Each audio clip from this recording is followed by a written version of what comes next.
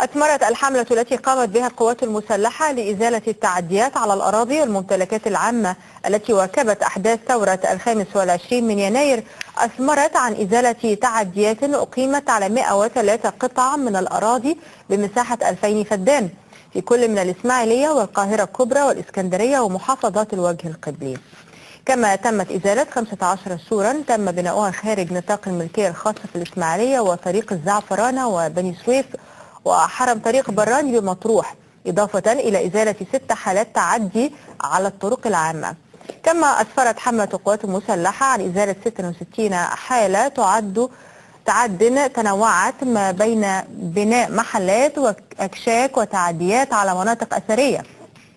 إضافة إلى إخلاء 2645 شقة تم الاستيلاء عليها بغير وجه حق في الإسماعيلية والسويس والقاهرة الكبرى والإسكندرية ومحافظات الوجه القبلي. هذا ويؤكد المجلس الأعلى للقوات المسلحة أن الحملة مستمرة لمواجهة التعديات والتصدي لأعمال البلطجة بكافة أشكالها، وأن هذه التعديات سوف تواجه بحزم وصرامة مع اتخاذ جميع الإجراءات القانونية ضد مرتكبيها.